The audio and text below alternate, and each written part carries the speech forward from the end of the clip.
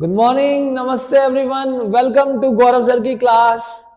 After a long time I am back. आपका banking का exam हो गया, बहुत अच्छे से हुआ था ना। आई प्रॉमिस यू कि मैं आऊंगा with business studies classes also. तो आज से हम गौरव सर की क्लास में बिजनेस स्टडीज की भी टॉपिक्स पढ़ेंगे and I hope I would be able to deliver the best. जिस तरह बैंकिंग हमने बहुत अच्छे से एंजॉय करके पढ़ी, उसी तरह बिजनेस स्टडीज को भी पढ़ेंगे।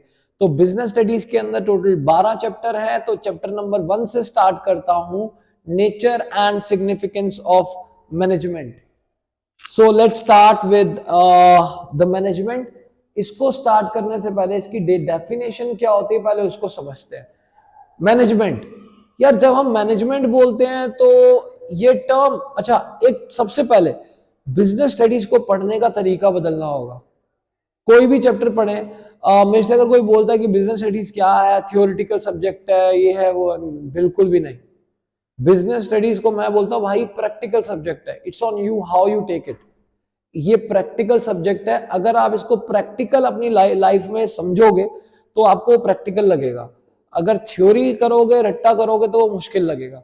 जैसे कि मैं जो भी चैप्टर पढ़ाऊंगा, हम उसको प्रैक्टिकली इमेजिन करेंगे, अपनी लाइफ से रिलेट करेंगे और विल बी एबल टू उसको रिटेन करने में मदद करेगा। जैसे एग्जांपल दूं, छोटे बच्चों को जब पोएम सिखाते हैं, twinkle twinkle little star how are wonder what you are, what about so world so high like a diamond, तो वो आज तक हम लोगों को याद है। क्यों? क्योंकि बचपन में हमें इमेजिनेशन वर्ल्ड में लेके गया था, twinkle twinkle little star how are wonder. तो वो एक इमेज बनी हमारे ब्रेन में जो आज भी हमें याद है। अगर मैं आपसे पूछूं, थ्री इडियट वो मूवी में उसने छलांग क्यों मार दी थी नीचे, तो वो भी शायद अगर 2 साल 3 साल हो गए होंगे मूवी देखे हुए, शायद हो सकता है किसी ने जो बैठे हुए हैं, एक आदमी शायद वीडियो भी मूवी ना देखी हो, लेकिन कोई और मूवी जो शायद 2-3 साल हो गए हो देखे हो, लेकिन वो आज भी याद होगी। क्योंकि उसको हमने फील किया, अपने उस इमेजिनेशंस के अंदर हम उसके अंदर इन्वॉल्व हुए। तो अगर हम अपनी पढ़ाई को भी ऐसे बना दें तो वो बहुत सिंपल हो जाएगी। क्योंकि बिजनेस स्टडीज वास्ट है, 12th की बहुत सारे चैप्टर के अंदर टॉपिक्स के अंदर टॉपिक्स है, और इतने सारे फीचर, एडवांटेज, लिमिटेशन, सब चीजें। तो इतना सब कुछ याद कैसे रखोगे? जस्ट अपना पढ़ने का तरीका बदलना है और कुछ नहीं। तो रट्टा नहीं मारना, इमेजिन करना है। तो अभी स्टार्ट करता हूं मैनेजमेंट को। जैसे मैनेजमेंट, सबसे पहले अपने दिमाग में एक इमेजिन बनाओ कि मैनेजमेंट वर्ड कहाँ पे सुना है। स्कूल में टीचर्स बोलते हैं कि मैनेजमेंट जो डिसाइड करेगा, मैनेजमेंट कॉल ले रहा है, मैनेजमेंट का ये है, मैनेजमेंट का वो है। तो सबसे पहले इमेजिन किया मैनेजमेंट ये होता है। अब इसको अगर वर्ड्स में बोलना चाहे तो मैनेजमेंट क्या है? So management is a process. ये एक एक्टिविटी है, एक प्रोसेस है in which getting work done by others. ये एक प्रोसेस है जिसमें हम औरों से काम करवाते हैं effectively and efficiently for achieving organisation goal. तो सबसे पहले ये मैनेजमेंट है। देखो मैनेजमेंट क्या है? Management is a process of getting work done by others effectively and efficiently. किस लिए करवाते भाई औरों से काम? फॉर अचीविंग गोल। तो ऐसे याद करो, मैनेजमेंट एक प्रोसेस है जिसमें औरों से काम कराया जाता है effectively and efficiently for achieving goals, organisation goal को अचीव करने के लिए। अगर ऐसे याद करोगे कभी भी नहीं भूलोगे। आई बेट यू कि अब आपको शायद याद हो गई होगी ये सुन के कि management is a process of getting work done by others effectively and efficiently for achieving organisation goal. तो ये जब ये डेफिनेशन हमने पढ़ी, उसके डेफिनेशन के बाद सबसे पहली चीज ही इसमें यही आती है, what are the elements of management. So there are 3 elements of management. Process जो डेफिनेशन में बोली, एफिशिएंसी और इफेक्टिवनेस। तो 3 एलिमेंट्स ऑफ मैनेजमेंट जो है, पहला आता है प्रोसेस। तो इसके ऊपर क्वेश्चन आया था एक बार, what do you mean by process? तो process means all the activities which help for achieving goal is known as process. For example, planning, organizing, staffing, directing, controlling, जो ये सारे जो फंक्शन परफॉर्म करता है मैनेजमेंट गोल को अचीव करने के लिए, these all includes in process. फिर आते हैं एफिशिएंसी और इफेक्टिवनेस। ये भी 2 एलिमेंट है जो हमने डेफिनेशन में भी बताई थी। अब इनको याद रखने का आसान सा तरीका क्या करना है, एक ही स्टेटमेंट याद रखनी है।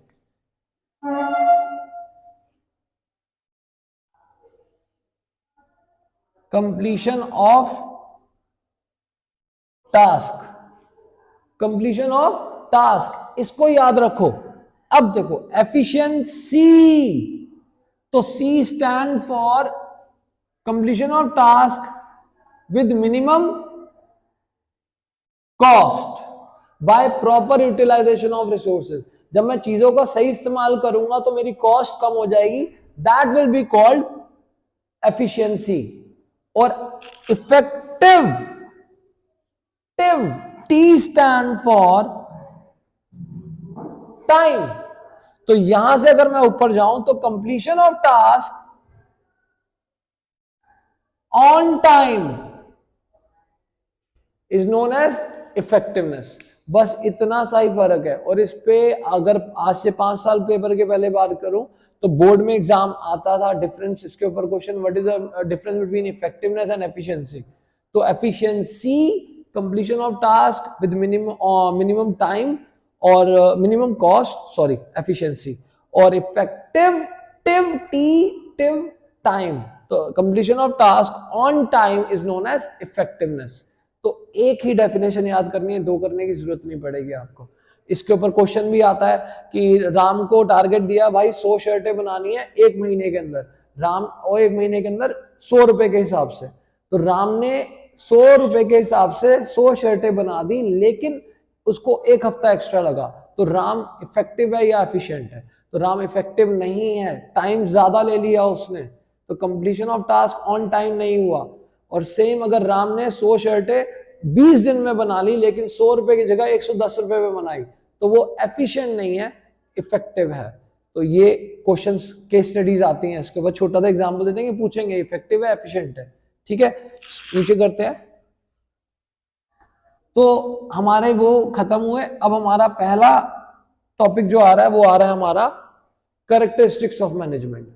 मैनेजमेंट के फीचर और कैरेक्टरिस्टिक्स। मैनेजमेंट क्या है? मैनेजमेंट का पहला फीचर है गोल ओरिएंटेड प्रोसेस। यार जो डेफिनेशन में हमने पढ़ा, management is a process of getting work done by others effectively and efficiently for, क्यों करते हैं मैनेजमेंट? गोल को अचीव करने के लिए। तो it is a goal oriented, that means what ever जो भी एक्टिविटी मैनेजमेंट करता है वो गोल को अचीव करने के लिए करता है। दूसरा ऑल परवेसिव, ये शब्द बेटा दिमाग में बिठा लो, ऑल परवेसिव, ये हर चैप्टर में बहुत सारी जगह पे मिलेगा। परवेसिव, अब देखो मैं पढ़ाता हूं ऐसे इशारे देके, क्योंकि अगर आप, जैसे हम पढ़ते थे आंख बंद करते थे, कॉपी का टॉपिक भूल जाते थे, यार वहां लिखा था, तो वो याद रहता है। उसी तरह आंख जब बंद करोगे आपको ऐसे याद आएगा मैंने ऐसे किया था, इसका मतलब प्रेजेंट एवरीवेयर, ऑल परवेसिव। तो इशारे, मैंने कहा ना इमेजिनेशन में जाके, तो ऐसे इमेजिनेशंस बनानी है, ऑल परवेसिव। ठीक है, next, management is continuous process, it is a never ending process. एक काम वो खत्म होता है फिर दूसरा फिर तीसरा, तो it is a continuous process. Management is dynamic, dynamic का मतलब होता है changing with the changing environment, अपने आप को बदलना समय के हिसाब से। मैं बच्चों को एग्जांपल देता था, एक अमिताभ बच्चन की मूवी सूर्यवंशम, उसमें फादर का रोल भी प्ले कर रहा है और बेटे का भी। तो वो how dynamic personality he is performing the role of father and son in a same movie, तो वो डायनेमिक पर्सनैलिटी बन जाती है, चेंज कर रहा है अपने आप को समय के हिसाब से।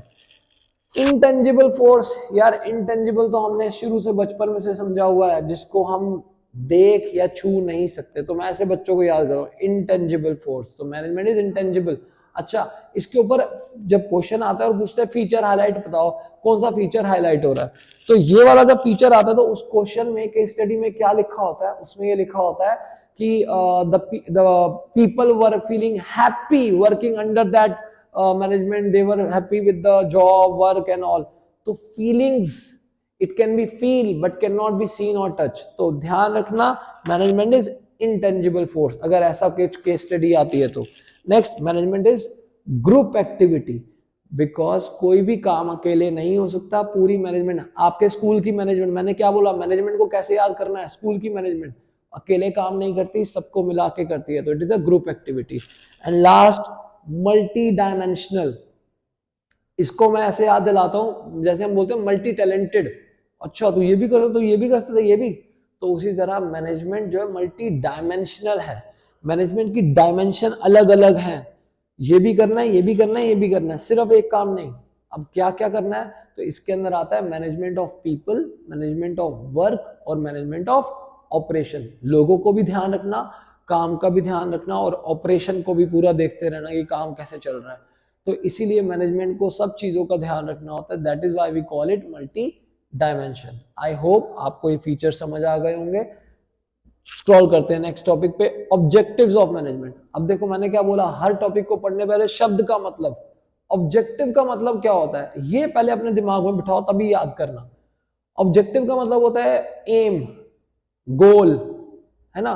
तो मैनेजमेंट, अगर आप किसी कंपनी की मैनेजमेंट होते, आप सपोज आप किसी कंपनी को चला रहे हो और आप मैनेजमेंट हो, तो आपका ऑब्जेक्टिव, आपका एम क्या होगा? एक ही एम होता है यार सबका, पैसा। सबको पैसा चाहिए ना, ठीक है। तो पैसा कमाना, तो बच्चे सारे ही बोलते हैं to earn profit, yes it is.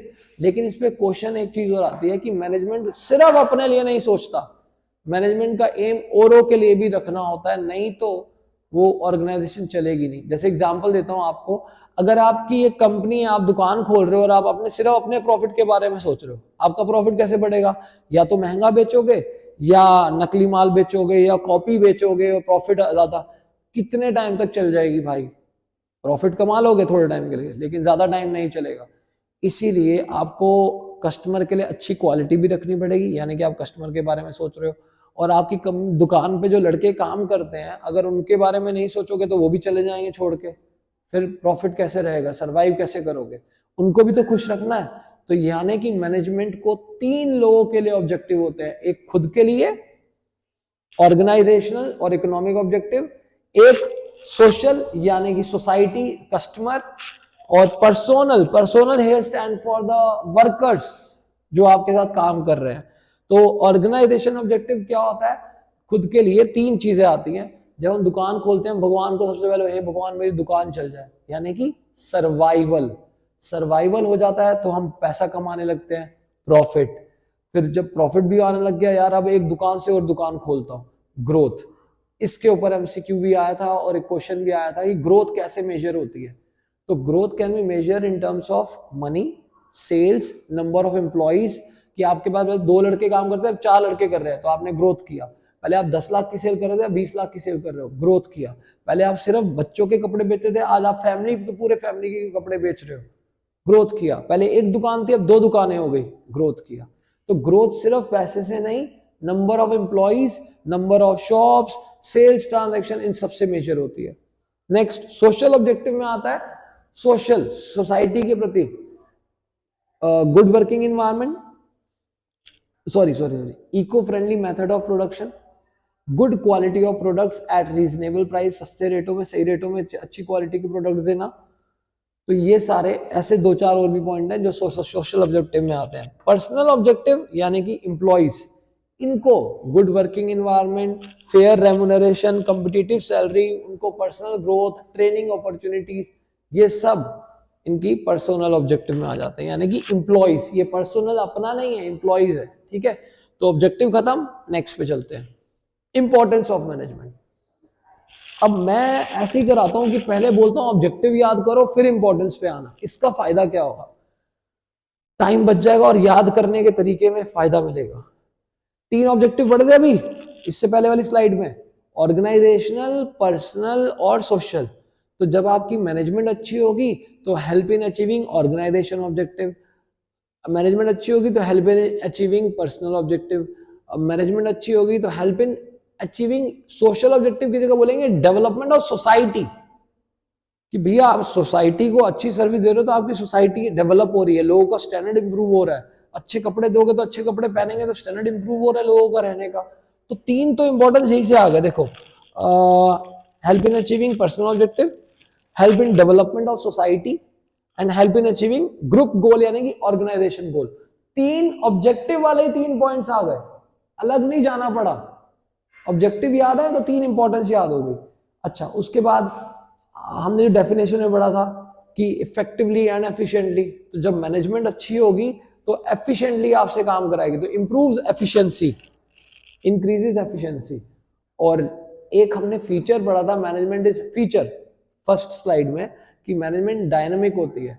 तो भाई जब मैनेजमेंट डायनेमिक है तो वो हमारी ऑर्गेनाइजेशन को भी डायनेमिक बना देती है, तो क्रिएट्स डायनेमिक ऑर्गेनाइजेशन। तो ये सारे 3 पॉइंट ऑब्जेक्टिव से निकाल लिए, एक इंपॉर्टेंस के, एक डेफिनेशन में से निकाला और एक फीचर में से उठाया। तो अलग कुछ बाहर से नहीं लेके आए हम, तरीका बदला सिर्फ कि मैनेजमेंट क्या होती है, हमारे स्कूल की औरों से काम कराती है, getting work done by other effectively and efficiently for achieving goal, वहां से goal oriented process and all सारा ऐसे निकाला हमने। नेक्स्ट टाइप पे चलते हैं। अच्छा, इंपॉर्टेंस हो गई, अब बात आती है लेवल्स ऑफ मैनेजमेंट की। लेवल्स मैनेजमेंट के लेवल पे काम करते हैं, एक ही जगह पर नहीं होते। तो मैनेजमेंट के लेवल 3 होते हैं, top, middle and lower level management. अब यहाँ पे बच्चों को बड़ी दिक्कत होती है, सर कि ये कौन वो कौन, तो बहुत इजी तरीका बताता हूँ। टॉप लेवल मैनेजमेंट जो भी आपके डायरेक्टर, प्रेसिडेंट, वाइस प्रेसिडेंट, ये सब आपके टॉप लेवल मैनेजमेंट में आते हैं। Chairman, board of director, president, और जितने भी मैनेजर हैं, जितने भी production manager, purchase manager, sales manager, finance manager, आपका ब्रांच मैनेजर, ये सारे के सारे मिडिल लेवल में आएंगे। सिर्फ 2 मैनेजर छोड़ देना यार, एक जर्नल मैनेजर, यहां पे नहीं लिखा हुआ, जर्नल मैनेजर टॉप लेवल में आएगा, जर्नल मैनेजर, और एक आपका लाइन मैनेजर, एक आता है लाइन मैनेजर जो कि लोअर लेवल में आता है। बाकी सारे मैनेजर आपने इसमें डालने। अच्छा, एक और कंफ्यूजन आती है जो एक बार पेपर में भी आया था बोर्ड एग्जाम में, प्लांट सुपरिटेंडेंट और खाली सुपरिटेंडेंट। प्लांट सुपरिटेंडेंट है तो वो मिडिल लेवल में है, क्योंकि वो पूरे प्लांट का सुपरिटेंडेंट है, और सुपरिटेंडेंट तो वही होता है जो आपका फोरमैन, जिसको आप बोल सकते हो ऑब्जर्वर, जो आपको देख रहा है, तो उसको सुपरिटेंडेंट बोलते हैं। बोलते हैं क्लास में। तो ये हमारे foreman, section officer, supervisor. Foreman कौन होता है पता है?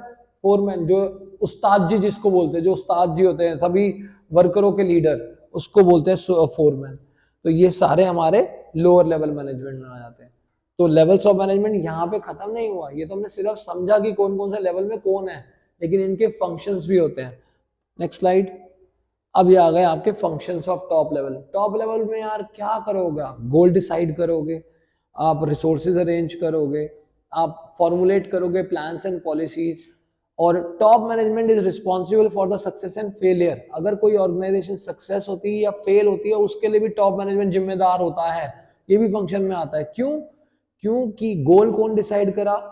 टॉप। तो भाई गोल ही अगर ऐसे डिसाइड करे जो फेल हो जाएंगे, तो भाई यू आर रिस्पॉन्सिबल। ऐसे गोल ही क्यों डिसाइड किया आपने? गोल ऐसे सोचना चाहिए जो अचीवेबल हो। तो इसीलिए सक्सेस और फेलियर के लिए टॉप मैनेजमेंट जिम्मेदार होती है। Maintaining outside relation with the world, बाहर जो रिलेशंस बनाने होते हैं वो भी टॉप लेवल मैनेजमेंट रिस्पॉन्सिबल करता है। तो देखो, कोऑर्डिनेट द एक्टिविटीज। अच्छा, ये वाला क्वेश्चन भी आता है, ये लाइन आती है और फिर पूछते हैं इसके ऊपर क्वेश्चन कैसे आता है केस स्टडी में। ये लाइन दे देंगे और पूछेंगे बताओ कौन सा लेवल ऑफ मैनेजमेंट हाईलाइट हो रहा है। Ram is working in a company and he used to coordinate the activities of different departments. Coordinate करता था अलग अलग एक्टिविटीज ऑफ डिफरेंट डिपार्टमेंट्स की। बताओ कौन से लेवल में बिलोंग करता था राम? तो ये वाली लाइन अक्सर आती है, तो इस लाइन को ध्यान रखना। Coordinate the activities of different department to be responsible and welfare and survival of, आ गया जो मैंने बताया था, टू फॉर्मुलेट ओवरऑल गोल्स, ये भी बता दिया। Responsible for all activities and business for its impact of society, जो रिस्पॉन्सिबल है बाहर की सोसाइटी और सबके साथ जो रिलेशन है उसके लिए। नीचे करते हैं। अब आ गए मिडिल लेवल मैनेजमेंट के पास। मिडिल लेवल मैनेजमेंट के क्या है? सबसे पहला काम इसका होता है मिडिल का, interpret the policies frame by top to lower, कि जो टॉप वालों ने जो पॉलिसीज बनाई है वो नीचे तक पहुंचाना। सबसे पहला काम इसका यही है। फिर रिक्रूटमेंट करना, ये चेक करना हर डिपार्टमेंट में सफिशिएंट स्टाफ है या नहीं है। एम्प्लॉय को मोटिवेट करना, ये भी इसी का काम है। So let's see. To oversee the effort of workforce, कि काम कैसे कर रहे हैं। इंटरेक्ट द एक्चुअल वर्कफोर्स और pass the instruction of middle management to workers, ऊपर से नीचे तक देना। Ensure that quality of output is maintain, wastage of material is minimised, ensure the safety of standard and are minimised. Next.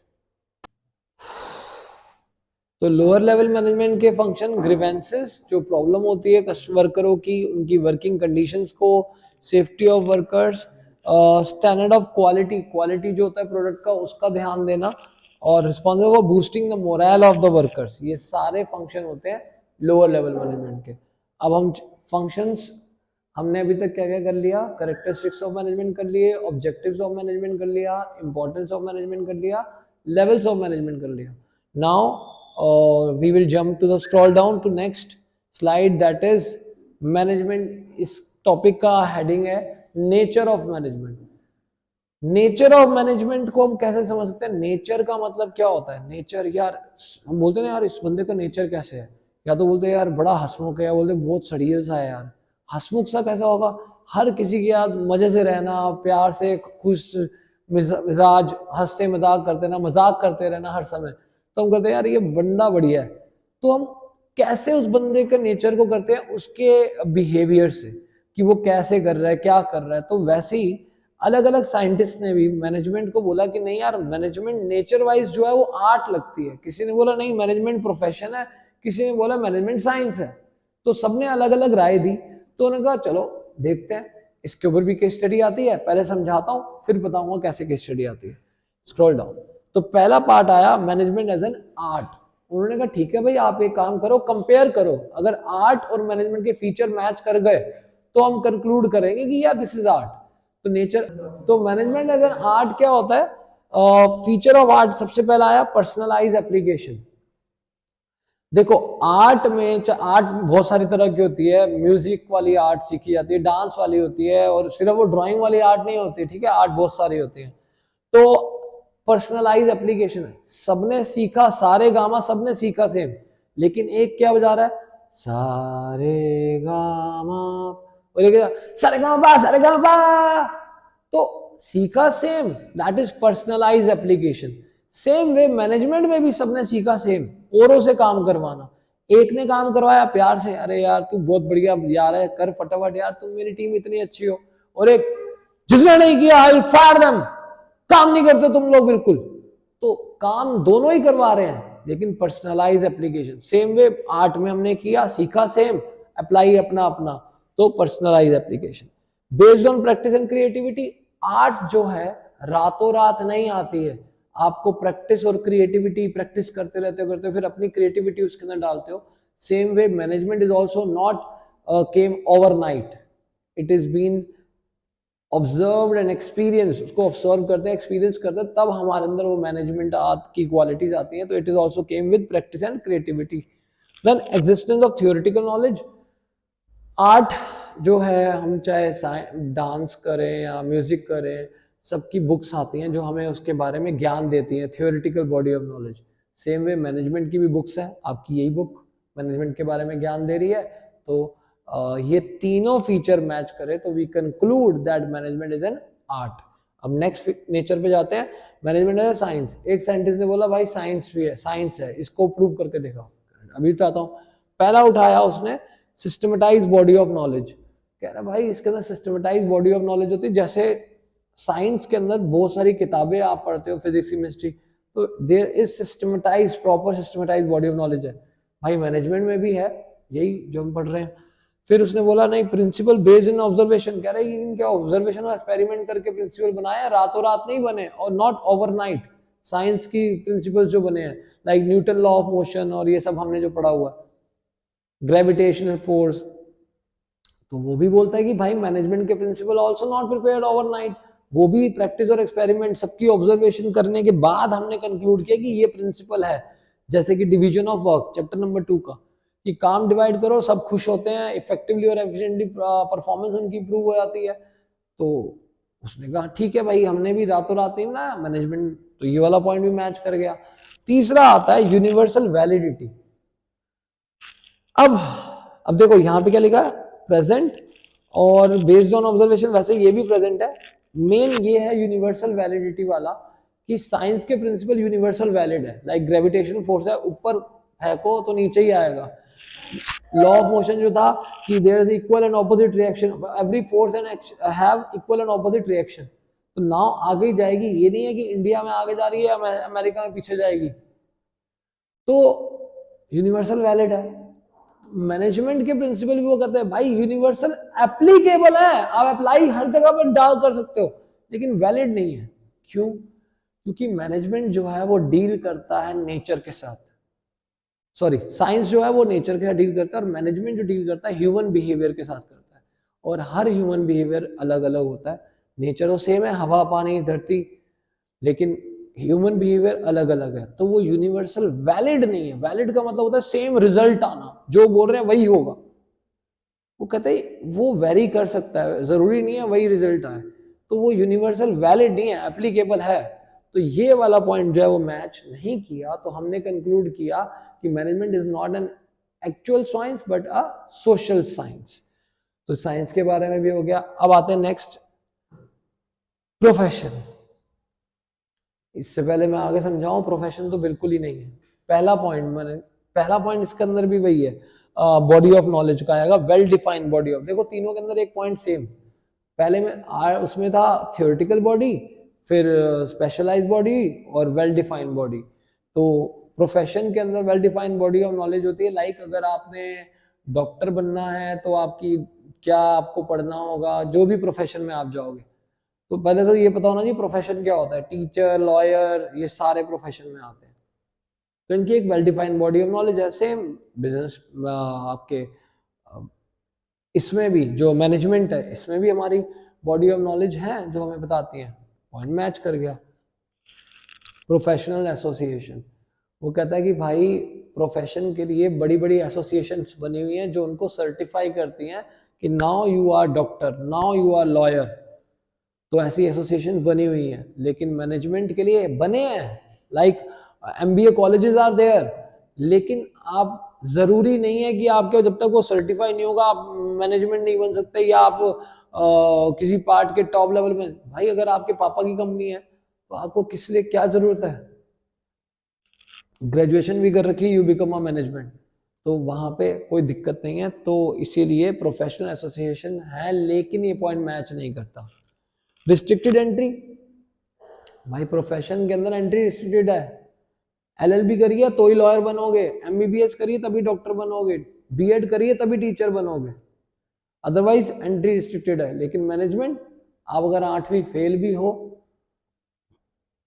आपके अंदर skills होने चाहिए।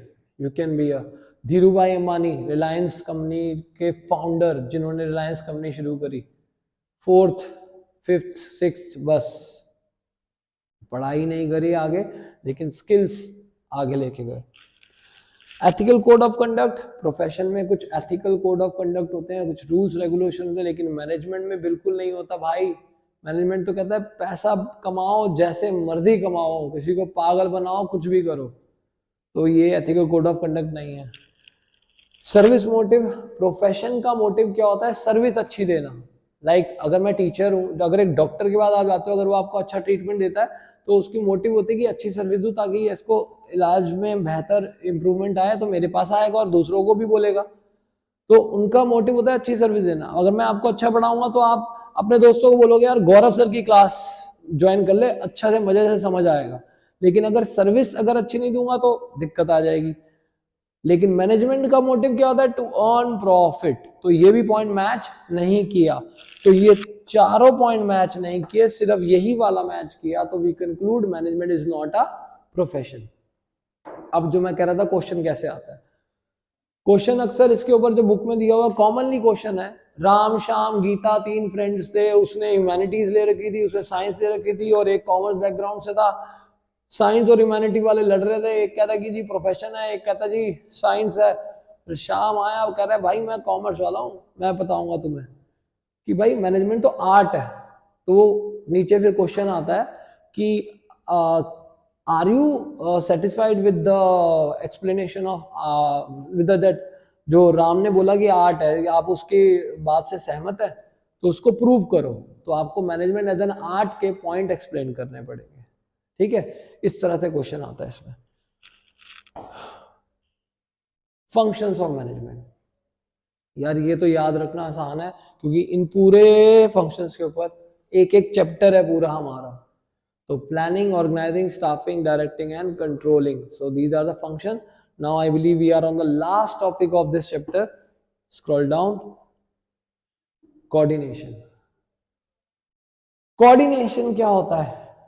कोऑर्डिनेट कर लियो यार, तू वहां पहुंचेगा, मैं तेरे से कोऑर्डिनेट करूं। देखो मैंने बोला ना, बदलो पढ़ने का तरीका। जो भी शब्द आए पहले उसको देखो मेरी लाइफ से रिलेट कहां पे है वो। भाई तू वहां पहुंचेगा, कोऑर्डिनेट कर लेंगे वहां पहुंच के। मतलब क्या हो रहा है? Interaction, integrating the workforce. जो अलग अलग सारे बंदे हैं वो काम अपना अपना कर रहे हैं, बाद में आपस में इंटीग्रेट कर रहे हैं। That is the coordination. Integrating the employees efforts working at different level, performing different functions, उन सबको जोड़ देना एक जगह पे आके, दैट इज कॉल्ड कोऑर्डिनेशन। और सिंक्रोनाइज, सिंक कर देना एक दूसरे के अंदर। ठीक है, तो देखो coordination, synchronisation of group efforts to achieve goals. Simple सी यही कर लो। ये वो बता रखा है, वेयर द मैनेजर सिंक्रोनाइजेस। ठीक है, इसके फिर फीचर्स हैं। Next scroll down, scroll down करेंगे सर। मीनिंग ऑफ कोऑर्डिनेशन जो भी बताया, needed to perform all the function of management, is required at all level. इसकी इंपॉर्टेंस भी बता सकते हैं, ये most important function of organisation. आ गया फीचर पहला, इंटीग्रेट। सिंक्रोनाइज और इंटीग्रेट का मतलब सेम है। यूनिटी इन एक्शन, ये सबको एक ही गोल के प्रति लेके आ जाता है। यूनिटी इन एक्शन, ये सब अपना अपना काम करे लेकिन गोल को अचीव करने के लिए। Continuous process, all pervasive, present everywhere. ठीक है, रिस्पॉन्सिबिलिटी ऑफ सब मैनेजर की, टॉप लेवल वाला भी करेगा, मिडिल भी करेगा, लोअर लेवल भी करेगा, आपस में coordination. Present at all level, responsibility same repeat आ गया। ये डेलिब्रेट फंक्शन, इसका मतलब बच्चे अक्सर भूल जाते हैं। डेलिब्रेट का मतलब होता है जिसको हम इग्नोर कर ही नहीं सकते, which is very important. It can not be ignored, so it is a deliberate function. Next, importance. Importance अक्सर पॉइंट में याद करने में दिक्कत आती है बच्चों को, क्योंकि इसमें पॉइंट कुछ ऐसे हैं। पहला, ग्रोथ इन साइज। अब यार ये सर कैसे याद कर रहे हैं इसको? अब इंपॉर्टेंस यहाँ पे पॉइंट में समझानी है कि जब आपकी ऑर्गेनाइजेशन जितनी बड़ी होती रहेगी उतनी ज्यादा कोऑर्डिनेशन की जरूरत पड़ेगी। तो this point highlight growth in size. The more you grow, the more coordination you are required, so that is growth in size. This shows the importance of coordination. Functional differentiation, आप अलग अलग level पे अलग अलग function कर रहे हो, तो गोल अचीव करने के लिए आपस में आप अपने फंक्शन करने के बाद दूसरे के साथ कोऑर्डिनेट करोगे, इसलिए कोऑर्डिनेशन डिफरेंशिएट। स्पेशलाइजेशन, वो कहता है आप जितने मर्जी बड़े स्पेशलिस्ट क्यों ना बन जाओ, तब भी आपको कोऑर्डिनेशन करना पड़ेगा। अगर मैं परचेज में बहुत अच्छा हूं और प्रोडक्शन वाले को बोल दिया मैं ले आऊंगा माल, तो प्रोडक्शन वाले को चाहिए कुछ और, तो अगर मैंने उससे कोऑर्डिनेट नहीं किया और मैं परचेज, चाहे मैं जितना बड़ा धुरंधर क्यों ना हो, फिर भी फेल हो जाएंगे। This again shows the more the specialist, if you are specialist also still you need to coordinate. This again shows the importance of coordination. तो हमारा ये चैप्टर हो गया पूरा खत्म। क्वेश्चन क्लास को आराम से करूंगा, ये तो अभी सिर्फ चैप्टर पढ़ने के लिए और समझने के लिए है। आई होप आप लोगों को बहुत अच्छे से समझ आया होगा। कोई टॉपिक अगर आपको लगता है कि सर इसको थोड़ा सा और ब्रीफ करो या कुछ है, तो send me your queries in the comment box. So thank you so much for watching Gaurav sir की क्लास, और फिर मिलेंगे नेक्स्ट क्लास में नेक्स्ट चैप्टर के साथ। Thank you.